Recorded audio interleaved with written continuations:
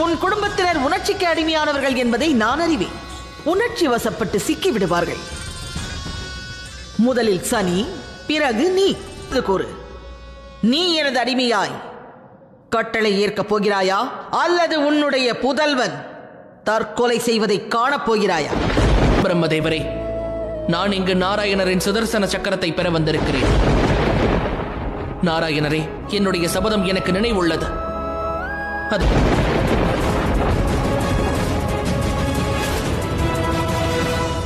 உன்னிடம் என்னை எரித்து விடுவதற்கான ஒளி உள்ளது சூரிய தேவா. ஆனால் மறந்து வைக்க முடியும் சூரிய தேவா. என்ன வாயிற்று சூரிய தேவா? கோபம் வருகிறதா?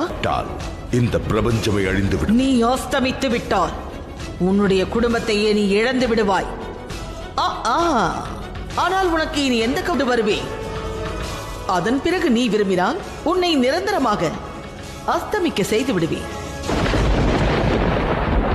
உன் ஒளி மாலை சுமாலியின் சேனை இனி எனக்காக இம்மூ உலகையும் ஆட்சி செய்யும். ஒளி வீசு சூரிய தேவா, ஒளி வீசு. சூரியன் இதுவரை அஸ்தமிக்கவில்லை. அப்படி என்றால் சிமிகா அவரையும் வசப்படுத்தி விட்டார். சூரியன் அஸ்தமனத்தை தடுக்க எண்ணுகிறார். இவரையும் வசப்படுத்தி விடுவாள்.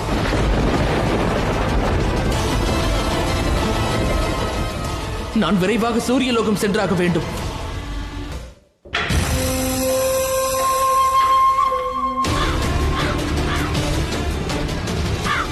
விரைவாக செல்காகமே, வேகத்தை. மாளிகைக்கு மீண்டும் திரும்பி சென்று விடு.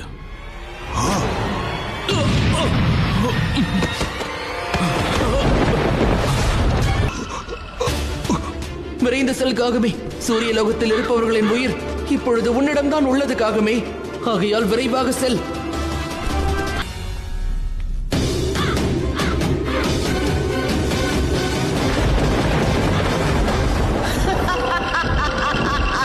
இங்கு வந்ததும் சனி உனது கர்மத்திற்கான பலனை அளிப்பான். உன்னுடைய இந்த ஆசை பேராசையாக அல்லவா இருக்கிறது சூரியதேவ்?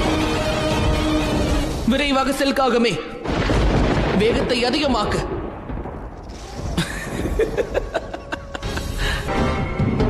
இவளது ஆட்டம் அதிகமாக இருக்கிறதே ராகு. நாம் இந்த சந்தியாவுடன்